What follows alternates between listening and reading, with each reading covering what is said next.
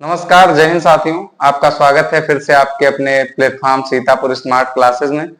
आज हम लोग सबसे महत्वपूर्ण कक्षा को रिकॉर्ड करने वाले हैं। मतलब कंपटीशन एग्जाम में सबसे महत्वपूर्ण पॉलिटी का अगर कोई टॉपिक है तो यही है हमारा मूल अधिकार।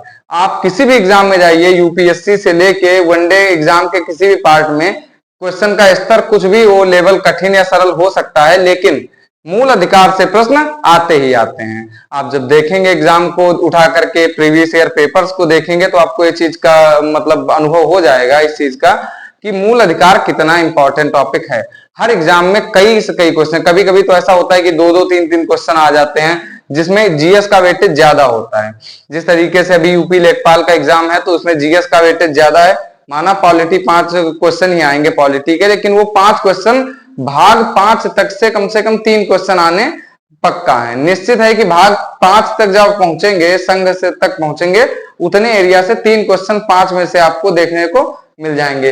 तो जो मूल अधिकार है वो भाग 5 तक की श्रेणी में सबसे महत्वपूर्ण टॉपिक है और सबसे बड़ा भी है और सबसे जरूरी भी है, इसलिए क्योंकि ये हमारे मूल अधिकारों के बारे में जानकारी देता है। ये उन लोगों के लिए भी जरूरी है जो कंपटीशन एग्जाम की तैयारी नहीं करते हैं, कुछ और भी कर रहे हैं, तो वो भी देख सकते हैं इस चीज के बारे में कि कैसे हमारे मतलब संविधान ने हमको कुछ मूल अधिकार दिए हैं जो हमसे कोई नहीं छीन सकता है। सामान्य परिस्थितियों में जो हमसे कोई नहीं छीन सकता है। मैंने सामान्य परिस्थिति इसलिए जोड़ा क्योंकि आपात स्थिति में मूल अधिकारों का भी निलंबन हो सकता है, जैसा कि हम आगे भी देखेंगे इस चीज के बारे में। ठीक है, तो आज की क्लास को ज्यादा से ज्यादा लोग देखें, लाइक करें, शेयर करें, सब्सक्राइब करें, क्योंकि आज की क्लास अभी तक की सबसे महत्वपूर्ण क्लास रहने वाले ही है एग्जाम की दृष्टि से। तो आज का हमारा जो टॉपिक है वो है मूल अधिकार। क्या टॉपिक है? मूल अधिकार। तो सबसे पहले तो प्रश्न उठता है कि मूल अधिकार है क्या। सबसे पहला प्रश्न जो हम सबके सामने उठता है वो है मूल अधिकार क्या है। तो मूल अधिकार मोटी मोटा आप ये समझिए कि मनुष्य को जन्म से जो अधिकार प्राप्त हैं, प्राकृतिक अधिकार, कानूनी अधिकार, जितने भी अधिकार जो जन्म से प्राप्त हैं, जो हर मनुष्य को चाहिए ही चाहिए। जैसे कि हर मनुष्य को गरिमापूर्ण जीवन जीने का अधिकार तो होना ही चाहिए, हर मनुष्य को बोलने का, वाक्यों में व्यक्ति की स्वतंत्रता तो होनी ही चाहिए, हर व्यक्ति को देश के हर नागरिक के साथ समान व्यवहार होना चाहिए, ये भी मूल अधिकार है। तो मूल अधिकार वे अधिकार हैं जो किसी भी व्यक्ति को जन्म से प्राप्त हैं, मतलब वो जो किसी भी व्यक्ति के जीवन जीने के लिए बहुत ही आवश्यक हैं। एक गरिमापूर्ण जीवन तभी जी सकता है कोई व्यक्ति जब वो इन मूल अधिकारों की प्राप्ति उसको होगी। जब ये मूल अधिकार उसके पास होंगे तभी वो कोई व्यक्ति जो है गरिमापूर्ण जीवन जिएगा। तो आज हम लोग मूल अधिकार के बारे में देखेंगे। तो मूल अधिकार की अगर मोटी मोटा आपसे कोई परिभाषा पूछेगा तो आप क्या कहेंगे कि वो मनुष्य के नैतिक और भौतिक विकास के लिए आवश्यक है। कैसे कैसे? मनुष्य के भौतिक एवं नैतिक, ये दो वर्ड याद रखना, भौतिक एवं नैतिक विकास के लिए आवश्यक है। ठीक है, भौतिक और नैतिक विकास। अब दो शब्द हमारे सामने आ गए, भौतिक एवं नैतिक विकास। अब आप समझिए भौतिक एवं नैतिक विकास से क्या मतलब निकलता है, मनुष्य के भौतिक विकास क्या है और नैतिक विकास क्या है। तो उसके लिए हम समझेंगे सबसे पहले कि भौतिक में क्या आएगा। तो भौतिक में क्या होगा? सामाजिक विकास होना चाहिए,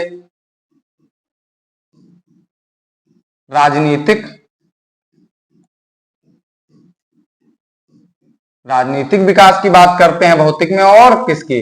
और करते हैं आर्थिक विकास की। किसकी?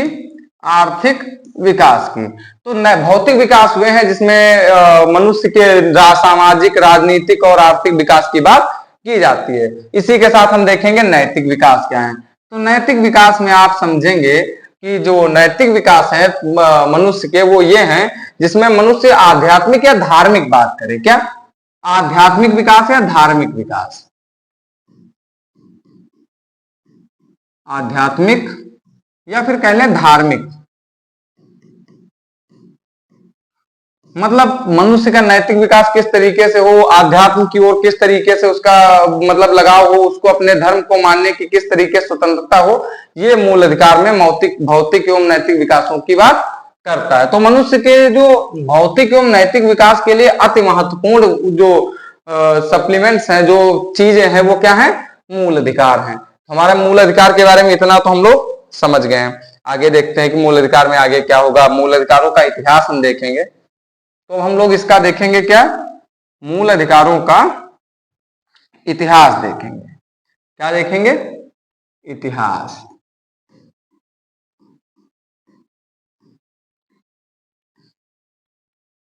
मूल अधिकारों का क्या हम लोग देखेंगे? इतिहास देखेंगे।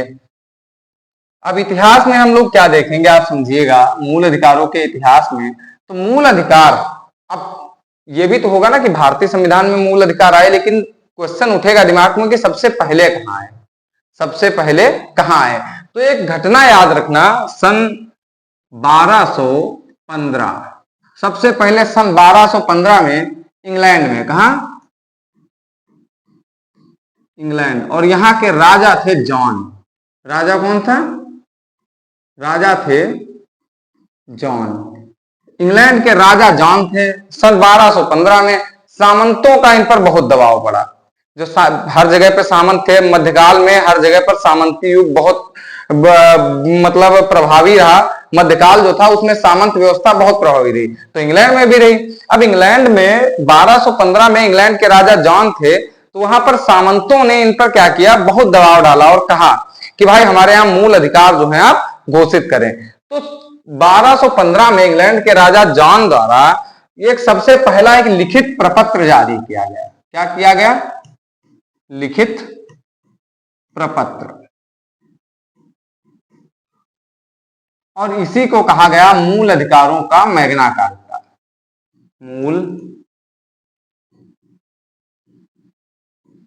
मूल अधिकारों का मैग्ना कार्टा।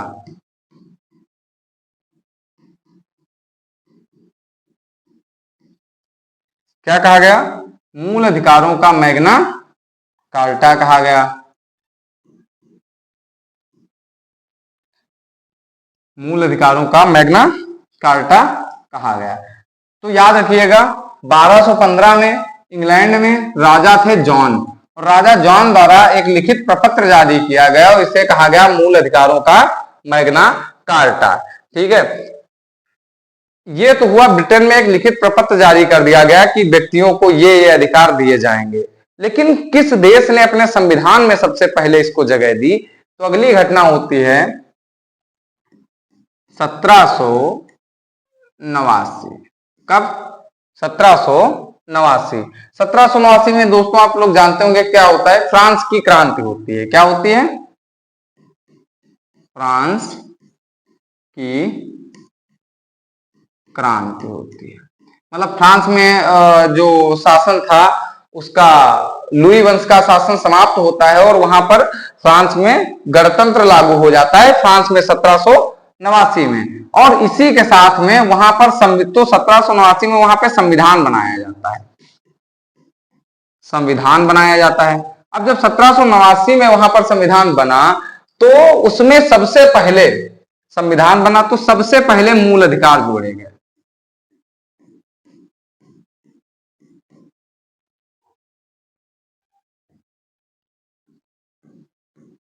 सबसे पहले मूल अधिकारों को स्थान दिया। मूल अधिकारों को स्थान। एक चीज आप समझिए, 1789 में फ्रांस में होती है क्रांति। 1789 में फ्रांस में एक क्रांति होती है और उस क्रांति में लुई वंश के शासन मतलब राजतंत्र को समाप्त करके गणतंत्र की स्थापना की जाती है। और जब गणतंत्र की स्थापना की जाती है तो उसी के साथ में वहां पर जब संविधान बना तो वहां के संविधान में मूल अधिकारों को जगह दी गई। सबसे पहले किस देश के, अगर क्वेश्चन पूछे कि सबसे पहले किस देश के संविधान ने मूल अधिकारों को जगह दी, तो फ्रांस के संविधान ने। कहां के संविधान ने? फ्रांस के संविधान में। अगला जो था मामला वो था यूएसए। यूएसए। अच्छा, एक चीज यूएसए में याद रखना कि यूएसए का जो संविधान था, यूएसए का जो संविधान था वो बनके तैयार हो गया था 1787। क्योंकि आपको याद होगा यूएसए की क्रांति कब होती है? 1700 सॉरी 1776। 1776 में क्या होती है? क्रांति होती है। 4 जुलाई 1776 को यूएसए स्वतंत्र घोषित हो जाता है और 1787 में इनका संविधान बनकर तैयार हुआ।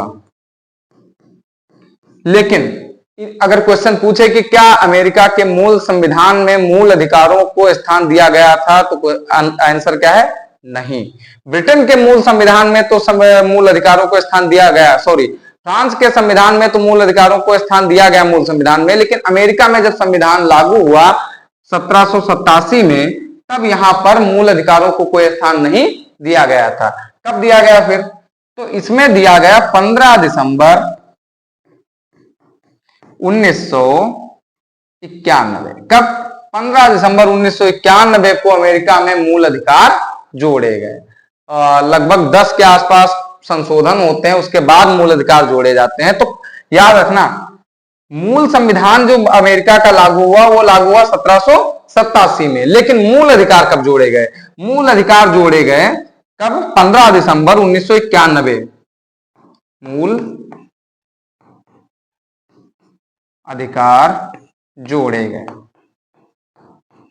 ठीक है, आप इतना समझिए। तो कैसा रहा इतिहास कि 1215 में ब्रिटेन के राजा जॉन द्वारा सामंतों के दबाव में आकर के वहां पर लिखित प्रपत्र जारी किया गया, जिसे हम लोग कहते हैं मूल अधिकारों का मैग्ना कार्टा। उससे पहले मूल अधिकारों के लिए कोई भी लिखित दस्तावेज नहीं था, तो मूल अधिकारों का मैग्ना कार्टा कहा गया।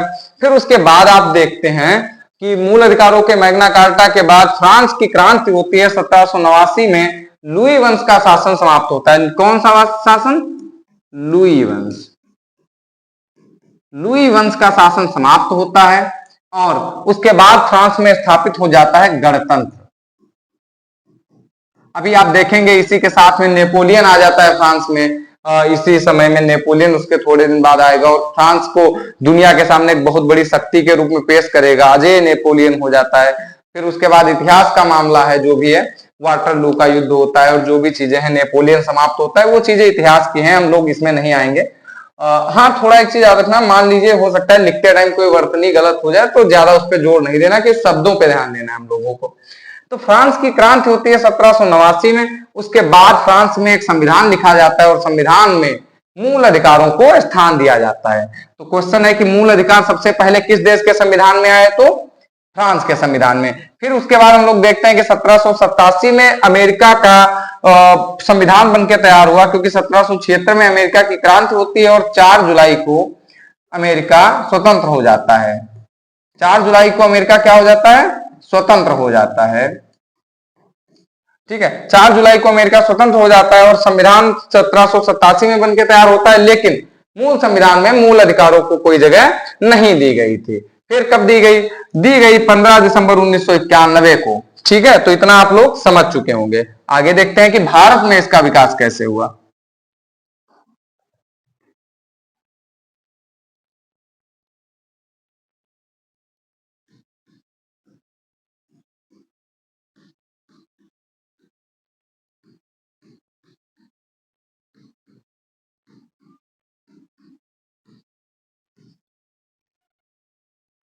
ठीक है, तो हमारा टॉपिक क्या है? भारत में मूल अधिकार। इसको थोड़ा ऊपर कर लेते हैं।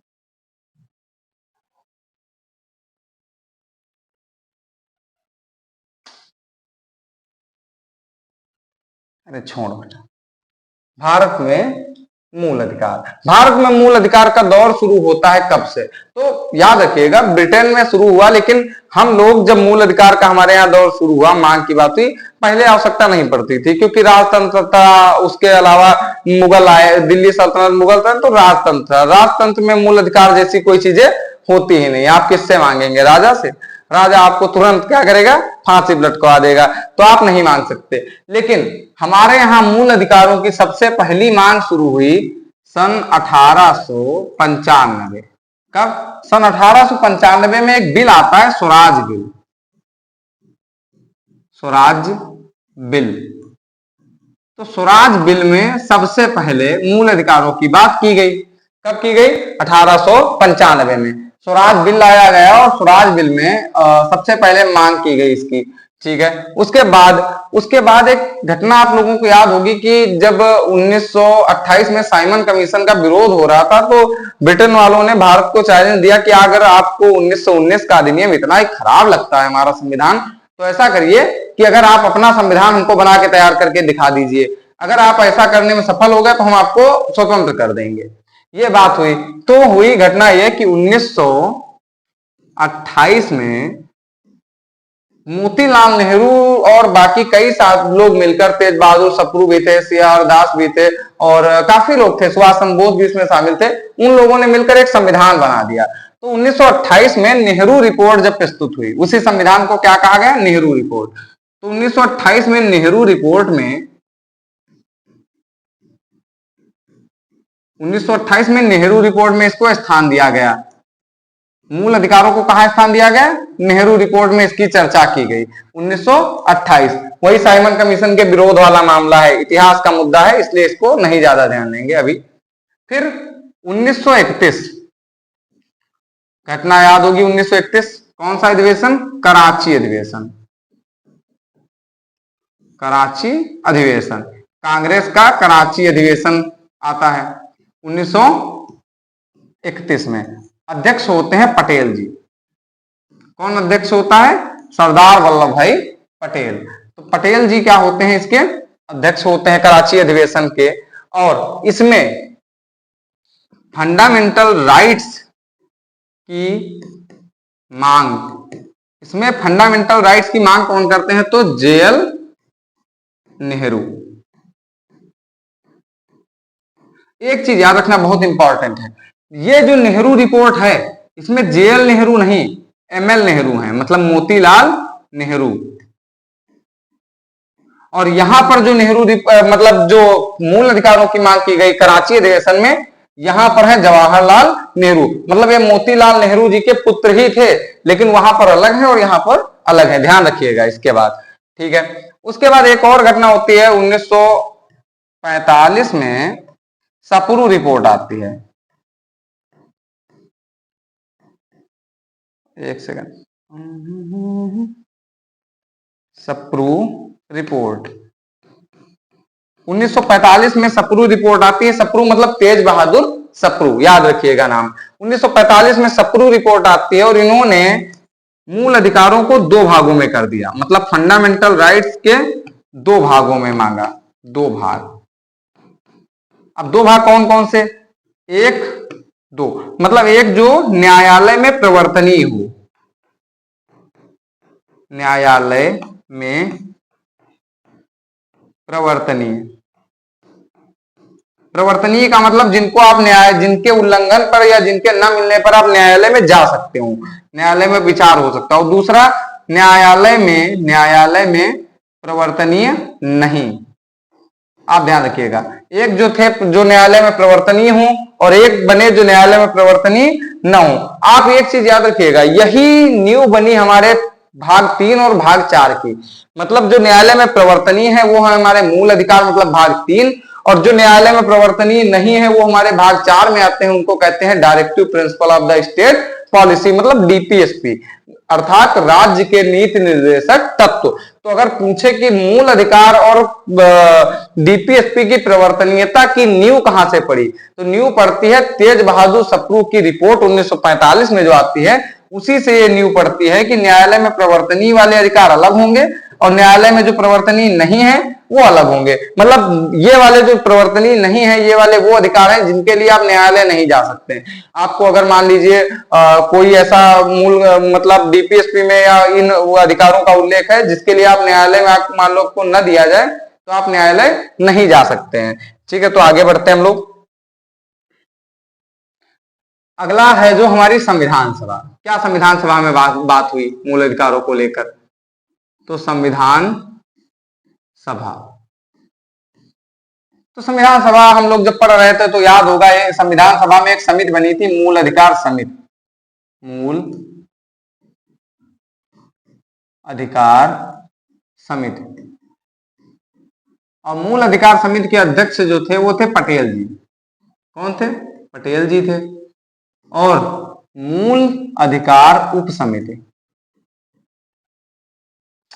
मूल अधिकार उपसमिति, और इसके जो अध्यक्ष थे वो हमारे थे जे.बी. कृपलानी। ठीक है, तो संविधान सभा में मूल अधिकारों पर बात हुई, क्योंकि मूल अधिकारों के लिए स्पेशली दो समितियां बनाई गई। एक समिति बनाई गई जो मेन थी, उसके अध्यक्ष थे सरदार वल्लभ भाई पटेल जी, और जो उप समिति थी उसके अध्यक्ष थे जे.बी. कृपलानी जी। ये हुआ हमारी संविधान सभा में। अब हम लोग देखेंगे वर्तमान में जो भारत में मूल अधिकार हैं।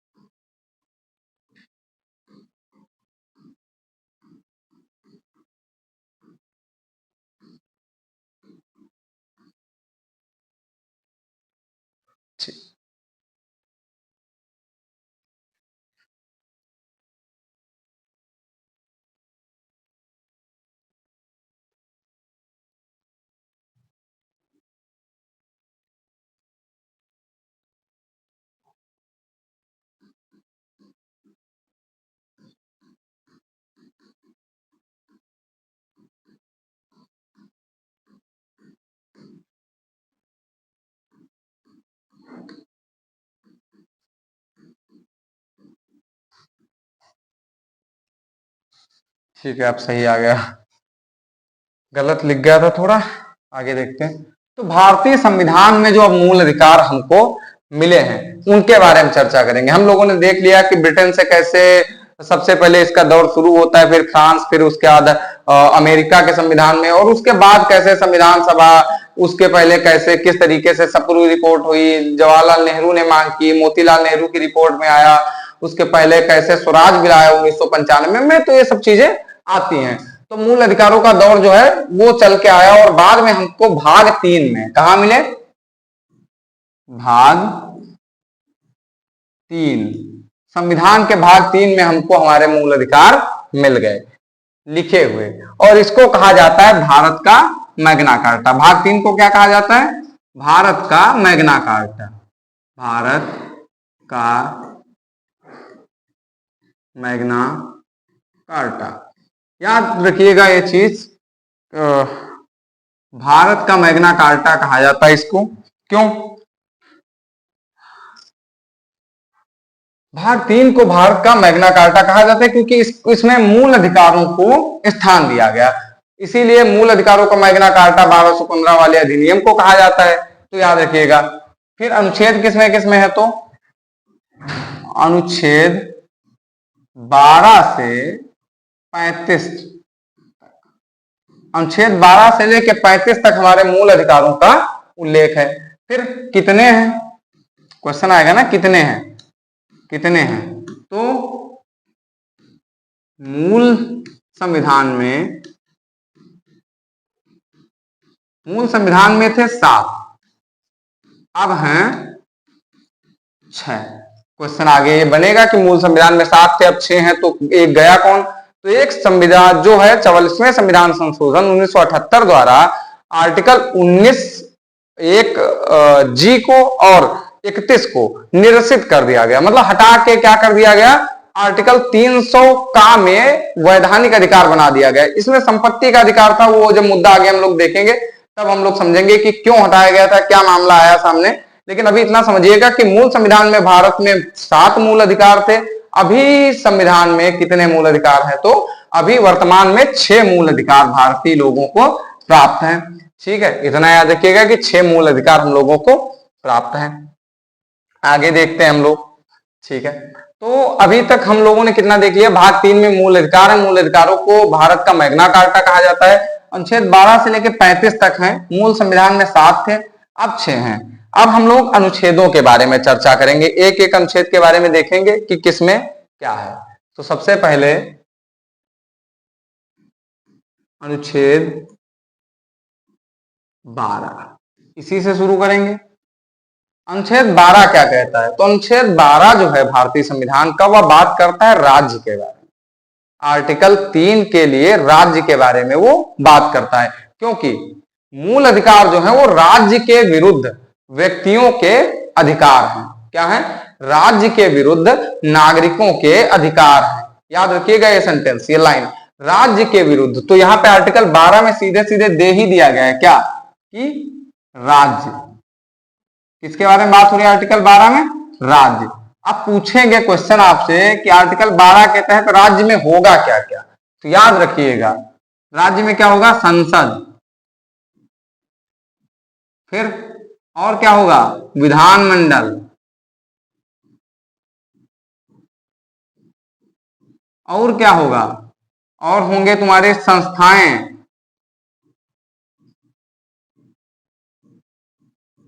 फिर और आयोग, और जो भी विधि बनाता हो, जो भी विधि बना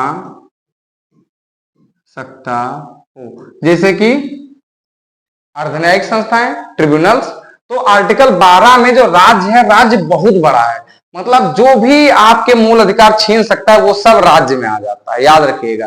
तो राज्य जो है आर्टिकल 12 का बहुत बड़ा है। तो मूल अधिकारों का पहला अनुच्छेद 12 क्या कहता है? राज्य। अब इसी के बाद से हम लोग जब सेंटेंस पढ़ेंगे तो कहेगा, जब हम लोग आर्टिकल 15-14 पढ़ेंगे तो ऐसा कहेगा कि राज्य किसी भारत के किसी भी व्यक्ति के साथ, सभी व्यक्तियों के साथ विधि का मतलब समान संरक्षण, विधि के समक्ष समता तथा विधियों का समान संरक्षण प्रदान करेगा। हर बार आदेश किसको दिया जाएगा? राज्य को दिया जाएगा कि राज्य ऐसा करेगा और राज्य ऐसा नहीं करेगा। तो ये जो राज्य आगे आएगा बार बार, वो राज्य आर्टिकल 12 में है। ठीक है, आगे देखते हैं अनुच्छेद 13। अनुच्छेद 13 जो है हमारे संविधान का, उसमें 4-5 पार्ट हैं। अनुच्छेद 13 में क्या है?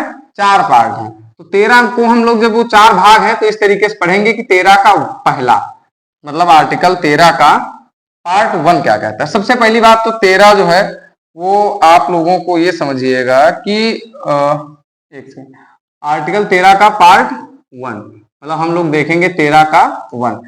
13 का 1 कहता है कि संविधान के, ध्यान से सुनिएगा, संविधान के लागू होने के पूर्व की कोई भी विधि यदि मूल अधिकारों का उल्लंघन करती है, संविधान के लागू होने से पूर्व की कोई भी विधि यदि मूल अधिकारों का उल्लंघन करती है तो वह पूर्णतः या जिस सीमा तक उल्लंघन करती है उस सीमा तक क्या मानी जाएगी? शून्य मानी जाएगी। मतलब क्या कहता है? पूर्व की विधि, पूर्व की विधि, ठीक है, फंडामेंटल राइट्स का क्या करें? का उल्लंघन, तो क्या होगा फिर? तो शून्य। समझिएगा, बस इतना ही समझिए, फिर से समझिएगा। आर्टिकल 13(1) कहता है कि संविधान के निर्माण होने से, लागू होने से पूर्व की कोई विधि यदि मूल अधिकारों का उल्लंघन करती है तो वह उस सीमा तक शून्य मानी जाएगी, या अगर पूरी तरीके से मूल अधिकार का उल्लंघन करती है तो पूरी तरीके से शून्य मानी जाएगी, वरना उस सीमा तक शून्य मानी जाएगी जहां तक वह मूल अधिकारों का उल्लंघन करती है। तो यह संविधान लागू होने के पूर्व की विधि के बारे में बात करता है। फिर आता है आर्टिकल 13(2). आर्टिकल 13(2) क्या कहता है? 13(2) कहता है, आर्टिकल 13 जो 2 है वो कहता है राज्य ऐसी कोई विधि नहीं बनाएगा। क्या कहता है? राज्य ऐसी कोई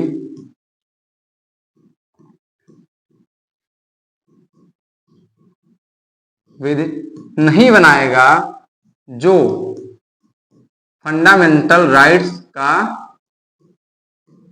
उल्लंघन करे। अब समझिएगा इसको, इसमें आर्टिकल 13(2) में आदेश देता है कि राज्य ऐसी कोई भी विधि नहीं बनाएगा जो हमारे मूल अधिकारों का उल्लंघन करे। यदि राज्य ने ऐसी कोई विधि बना दी तो फिर उसके साथ भी वही होगा जो ऊपर हुआ था। वह विधि जिस सीमा तक मूल अधिकारों का उल्लंघन करती है उस सीमा तक वह विधि क्या मानी जाएगी? शून्य मानी जाएगी। तुरंत उसको शून्य कर दिया जाएगा कि मान लो राज्य ने ऐसी कोई विधि बना दी जो मूल अधिकारों का उल्लंघन करती है, तो उस सीमा तक अगर पूरी तरीके से करती है तो पूरी शून्य, वरना उस सीमा तक शून्य मानी जाएगी। तो ये राज्य के लिए है, याद रखिएगा। फिर आर्टिकल आता है हमारा 13(3). आर्टिकल 13(3). कौन सा? आर्टिकल 13(3). आर्टिकल 13(3) जो है वो कहता है विधि के अंदर, विधि की परिभाषा बताता है कि विधि के अंदर क्या क्या होगा। मतलब विधि में क्या क्या होगा। तो आर्टिकल 13(3) में जब कहा गया कि विधि में क्या क्या होगा, तो सुप्रीम कोर्ट ने बताया, बाकायदे सुप्रीम कोर्ट ने बताया, कहा कि विधि का बल रखने वाले, विधि का बल रखने, विधि का बल रखने वाले क्या क्या शामिल होंगे इसमें? अध्यादेश, जो राष्ट्रपति और राज्यपाल जारी करेंगे, अध्यादेश होंगे।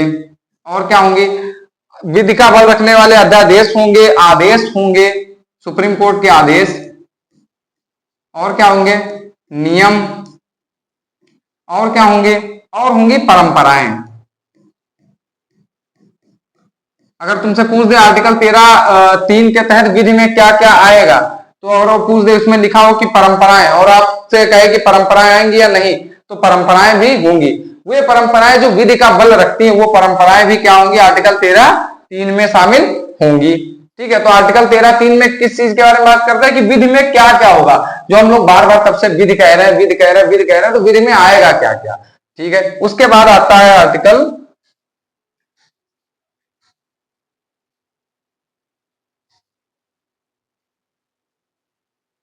ठीक, उसके बाद आता है हमारा आर्टिकल 13(4).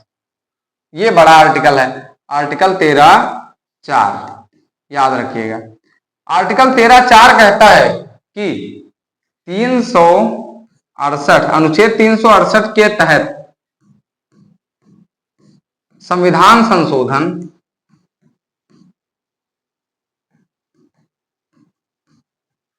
संविधान संशोधन विधि नहीं माना जाएगा। क्या कहता है कि संविधान संशोधन जो है, आर्टिकल 13(4) के तहत संविधान संशोधन को विधि में शामिल नहीं किया जाएगा। ये बात कौन कहता है?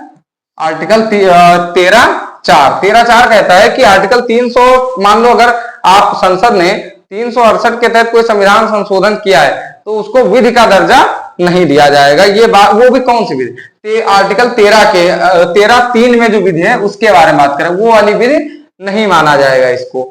तो अब मुद्दा उठेगा, अब आएंगे कुछ केस कि भाई चलो आपने ये तो कह दिया कि नहीं माना जाएगा, लेकिन अच्छा ये हुआ कब था? तो ये हुआ था 24वें संविधान संशोधन, 24वें कॉन्स्टिट्यूशनल अमेंडमेंट 1971। 1971 में सरकार ने 24वां संविधान संशोधन किया और ये जोड़ दिया कि 368 के तहत संविधान संशोधन को विधि नहीं माना जाएगा। ठीक है, तो इसके बारे में हम लोग अभी देखेंगे। अच्छा, दो सिद्धांत हैं, उनके बारे में थोड़ा थोड़ा देख लेते हैं। दो सिद्धांत कौन कौन से हैं? तो एक सिद्धांत है आच्छादन का सिद्धांत, आच्छादन का सिद्धांत। कौन सा सिद्धांत? आच्छादन का सिद्धांत। ठीक है, आच्छादन का सिद्धांत क्या कहता है इसके बारे में थोड़ा समझिएगा। इसको डायग्राम, पहले इसको समझते हैं। यह कहता है कि कोई भी विधि यदि मूल अधिकारों का उल्लंघन करती है, क्या करती है? कोई भी विधि यदि मूल अधिकारों का उल्लंघन, आच्छादन का सिद्धांत क्या करती है कि अगर ये कोई भी विधि है जो मूल अधिकारों का उल्लंघन करती है, तो जो मूल अधिकार हैं वो उस विधि को क्या कर लेंगे? आच्छादित कर लेंगे। मान लो ये हमारा एक है फंडामेंटल राइट है, ठीक है, और ये हमारी सरकार ने बना दी कोई विधि, क्या बना दी? विधि बना दी। ये हमारा मूल अधिकार है, सरकार ने कोई विधि बना दी, विधि ने मूल अधिकार का ये वाला एरिया क्या कर लिया? ये इसका क्या करती है? विधि उल्लंघन करती है। विधि का जो है ये वाला एरिया क्या करता है? हमारे मूल अधिकार का उल्लंघन कर रहा है, विधि वाला एरिया, याद रखिएगा। तो अब फंडामेंटल राइट क्या करेगा?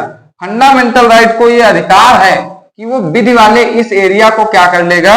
एक सेकंड, कलर बदल देते हैं पेन का तो ज्यादा समझ में आएगा। फंडामेंटल राइट जो है हमारे, फंडामेंटल राइट है जो अगर मान लो कोई विधि बनी है, ठीक है, अगर संसद ने कोई विधि बना दी और उसने हमारे मूल अधिकार का उल्लंघन किया, तो फंडामेंटल राइट क्या करेगा, फंडामेंटल राइट उस सीमा तक उस विधि को क्या कर लेगा, अपने अंदर आच्छादित कर लेगा, मतलब छिपा लेगा। अब समझिए, मान लो संसद ने कोई विधि बनाई जो हमारे मूल अधिकार का उल्लंघन कर रही है, तो वो समाप्त नहीं करेगा, आच्छादन के सिद्धांत के अनुसार वो समाप्त नहीं होगी। क्या होगी, जो मूल अधिकार है वो उस विधि के ऊपर आ जाएगा, वो उस विधि से दबेगा, उल्लंघन नहीं होगा उसका, और उस विधि को छुपा लेगा।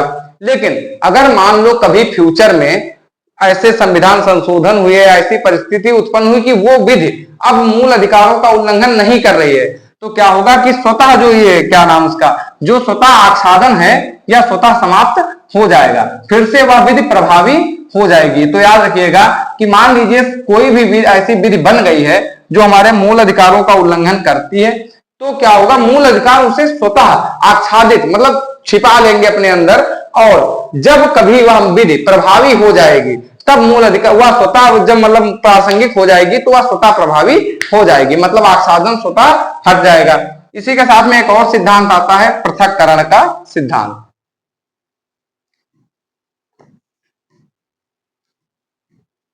पृथक्करण का सिद्धांत कैसा सिद्धांत, पृथक्करण का सिद्धांत।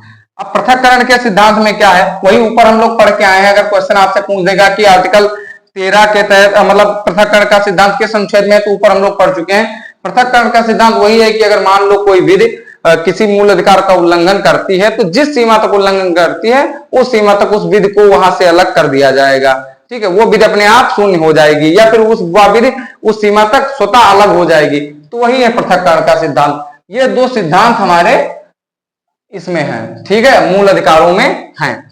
उसके बाद हम लोग देखेंगे संशोधनीयता का मुद्दा, कि मूल अधिकार संशोधनीय है या नहीं है, ठीक है।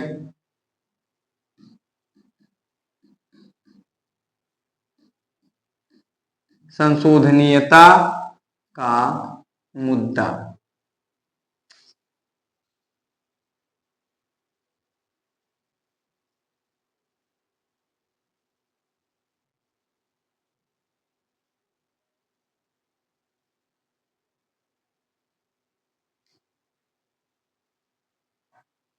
चलो हटाओ, ये नहीं, रोक दो। तो अब हम लोग देखेंगे कि अच्छा मूल अधिकार जो बन तो गए, हमको मिल गए 13 के तहत, तो ये बता दिया गया कि कोई मतलब इसका उल्लंघन करेगी विधि, तो क्या होगा, ये विधि वो अपने आप समाप्त हो जाएगी। लेकिन अब संशोधन का मुद्दा उठता है, संविधान में एक मुद्दा उठता है कि मूल अधिकार संशोधनीय है या नहीं है। क्या है, संशोधनीय है या नहीं है। तो हम लोग संशोधन का मुद्दा पढ़ेंगे और देखेंगे। सबसे पहले सुप्रीम कोर्ट का एक केस आता है 1951 में, शंकरी प्रसाद वाद, शंकरी प्रसाद बनाम, कौन सा केस आता है, शंकरी प्रसाद बनाम भारत संघ, भारत संघ। एक केस आता है शंकरी प्रसाद बनाम भारत संघ, और इसमें यह था, अच्छा दो चीजें इसमें ऐड होती है, समझो। अगर मूल अधिकार जो 368 के तहत अगर विधि मानोगे, विधि को भी मूल अधिकार मतलब 368 के तहत संशोधन को अगर आप विधि मानोगे तो फिर मूल अधिकारों में संशोधन होगा। अगर 367 के तहत 68 के तहत सॉरी विधि नहीं होगा तो मूल अधिकारों में संशोधन नहीं हो सकता है। तो आप समझिएगा कि शंकरी प्रसाद केस में सुप्रीम कोर्ट ने क्या कहा। सुप्रीम कोर्ट ने कहा संविधान संशोधन विधि नहीं है। क्या कहा, संविधान संशोधन क्या नहीं है, विधि नहीं है। याद रखिएगा, क्या कहा, संविधान संशोधन विधि नहीं है। तो फिर अब क्या होगा, अगर विधि नहीं है तो मूल अधिकारों में संशोधन हो सकता है, मतलब फंडामेंटल राइट में संशोधन होगा, संशोधन होगा। वही मैंने बताया भी कि अगर हो सकता है, मैंने उल्टा बता दिया होगा कि अगर मूल अधिकार को आप विधि मानेंगे तो मूल अधिकारों में संशोधन नहीं होगा, ठीक है। अगर मूल अधिकारों को आप विधि नहीं मानेंगे तो क्या होगा, फिर मूल अधिकारों में संशोधन हो सकता है आर्टिकल 368 के तहत। तो पहला केस आता है 1951 में शंकरी प्रसाद बनाम भारत संघ। उसमें सुप्रीम कोर्ट ने कहा कि जो 368 है वो विधि नहीं है, 368 के तहत संशोधन विधि नहीं होगा और मूल अधिकारों में संशोधन हो सकता है। ठीक है, उसके बाद एक केस आता है 1951 के बाद सेम केस सज्जन सिंह वाद 1965 में एक वाद आता है सज्जन सिंह, या वाद पूछ लेता है तो याद रखिएगा सज्जन सिंह, कहा तो सेम ही था उसने, सज्जन सिंह वाद। तो सज्जन सिंह वाद में भी सुप्रीम कोर्ट ने सेम यही बात कही, जो ऊपर कहा था उसी बात को अपने दोहराता है सुप्रीम कोर्ट और कहता है क्या कि मूल अधिकार में संशोधन हो सकता है। फिर इसके बाद आता है अगला केस 1967 में, 1967 में केस आता है गोलकनाथ बनाम पंजाब राज्य, गोलकनाथ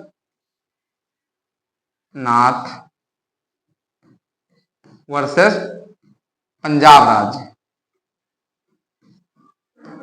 कब आता है? 1967 में। इसमें 11 जजों की बेंच होती है, 11 जजों की बेंच, और 11 जजों की बेंच ने डिसीजन दिया कि 368 के तहत संशोधन, 368 के तहत संशोधन विधि है। क्या कहा? विधि है। अब अगर इसमें सुप्रीम कोर्ट ने कह दिया कि 368 के तहत संशोधन विधि है, अब मामला खराब हो गया। अब मामला खड़ा हो गया और उसमें क्या हुआ कि अगर विधि है तो फिर संशोधन नहीं होगा, संशोधन नहीं। कहां पर? फंडामेंटल राइट्स में। अब इन्होंने कहा, सुप्रीम कोर्ट ने कहा कि 368 के तहत संविधान संशोधन को विधि मान लिया और कहा कि अब, इसके पहले सज्जन सिंह और शंकरी प्रसाद में क्या कहा गया था कि विधि नहीं है, इसलिए मूल अधिकारों में संशोधन हो सकता है। लेकिन गोलकनाथ केस में सुप्रीम कोर्ट ने अपने पुराने निर्णयों को पलट दिया और कहा कि 368 के तहत संविधान संशोधन भी विधि है और 368 के तहत, मतलब 368 के तहत संविधान संशोधन विधि है और मूल अधिकारों में संशोधन नहीं हो सकता। अब इसके बाद अब मामला आ गया, इसमें अब सीधे सरकार और सुप्रीम कोर्ट का हमको गतिरोध देखने को मिलेगा। इसके बाद सुप्रीम सरकार ने क्या किया? 24वां संविधान संशोधन कर दिया। क्या कहा? 24वां कॉन्स्टिट्यूशनल अमेंडमेंट एक्ट लाया। कब? 1971।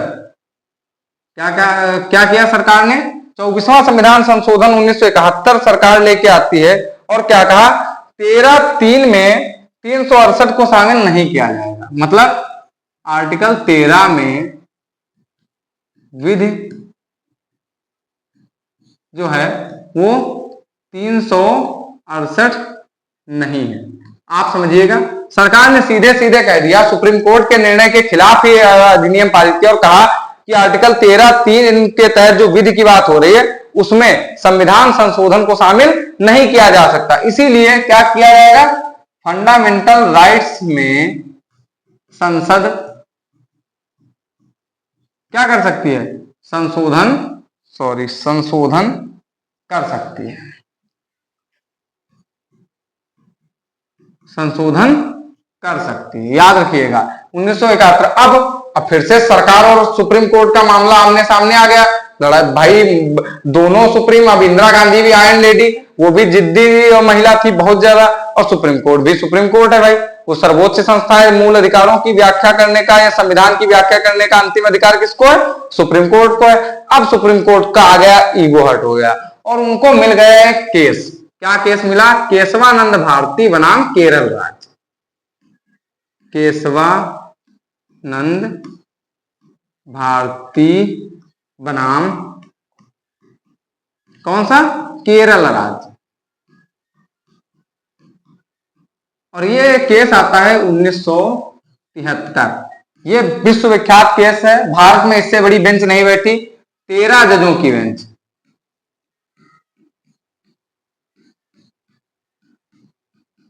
कितने जजों की बेंच बैठती है? 13 जजों की बेंच बैठी। और याद रखिएगा 13 जजों की बेंच बैठती है, उसमें केशवानंद भारती बनाम केरल राज्य। और सुप्रीम कोर्ट ने क्या कहा? सुप्रीम कोर्ट ने कहा ठीक है, आर्टिकल 368 के तहत संविधान संशोधन विधि नहीं है। क्या कहा? 368 के तहत कॉन्स्टिट्यूशनल अमेंडमेंट विधि नहीं है, विधि नहीं है। मान लिया आपकी बात कि संविधान संशोधन जो है विधि नहीं है। और क्या कहा संसद ने, सुप्रीम कोर्ट ने कहा संसद फंडामेंटल राइट्स में संशोधन कर सकती है। अच्छा, अब आप एक चीज सोचिएगा, आपको लग रहा होगा सुप्रीम कोर्ट यहां पे झुक गया सरकार के सामने। नहीं झुका। सुप्रीम कोर्ट ने खेला अब तक का अपना सबसे बड़ा दांव और कहा कि संसद क्या कर सकती है, फंडामेंटल राइट्स में संशोधन तो कर सकती है, किंतु वह मूल ढांचे में संशोधन नहीं कर सकती। और यहीं पर आ गया भारत में मूल ढांचा शब्द। क्या कर सकती है, मूल ढांचे में संशोधन नहीं होगा, संशोधन नहीं। अब आप समझिए, सुप्रीम कोर्ट ने कहा कि संसद, चलो मान लिया 368 के तहत विधि नहीं है, आप जो कहते हैं वही सही। उन्होंने कहा कि मान लिया कि संसद जो है मूल अधिकारों में क्या कर सकती है, संशोधन कर सकती है, ये भी मान लिया आपकी बात, लेकिन संसद मूल ढांचे में संशोधन नहीं कर सकती। तो फिर सरकार ने पूछा, भाई सरकार के जो अटॉर्नी जनरल थे जो वहां पे होते हैं, उन्होंने पूछा, महान्यायवादी ने पूछा इनसे, सुप्रीम कोर्ट के जजों से कि सर आपने कह तो दिया कि मूल ढांचे में संसद संशोधन नहीं कर सकती, लेकिन मूल ढांचा है क्या, ये कैसे पता चलेगा। तो सुप्रीम कोर्ट ने कहा ये हम बताएंगे, ये हम समय समय पर बताएंगे, समय पर बताएंगे। अब मान लो इस यहां से तुरुप का इक्का कैसे साबित हुआ, मान लो सरकार ने कुछ ऐसा काम किया जो संसद को पसंद नहीं आया, कोई विधि बनाई जो संविधान के उल्लंघन में है, तो सुप्रीम कोर्ट के पास पावर क्या होगी, वो सीधे सीधे कह देगा कि फलानी चीज में आपने जो संशोधन किया है मूल ढांचे का उल्लंघन करती है और इसको क्या किया जाएगा, इस विधि को समाप्त कर दिया जाएगा। अगर कोई भी विधि संसद की मूल ढांचे का उल्लंघन करेगी तो सुप्रीम कोर्ट उसको रद्द कर सकता है। ये अभी तक का सुप्रीम कोर्ट का सबसे बड़ा दांव है और इसी को सुप्रीम कोर्ट समय समय पर खेलता आता है। तुरुप का इक्का बना दिया सुप्रीम कोर्ट ने, इसको कहा कि भाई 368 जो है मूल ढांचा जो है वो हम समय समय पर बताएंगे, हम एक बार में तुमको लिस्ट नहीं देंगे कि ये 50 चीजें मूल ढांचे में है। क्या कहा कि जब समय आएगा तो हम बता देंगे कि मूल ढांचे में क्या क्या शामिल होगा, क्या नहीं होगा। तो अगर अब आपके पास क्वेश्चन क्या बनेंगे कि केशवानंद भारती बनाम केरल राज्य कब आया, तो आया 24 अप्रैल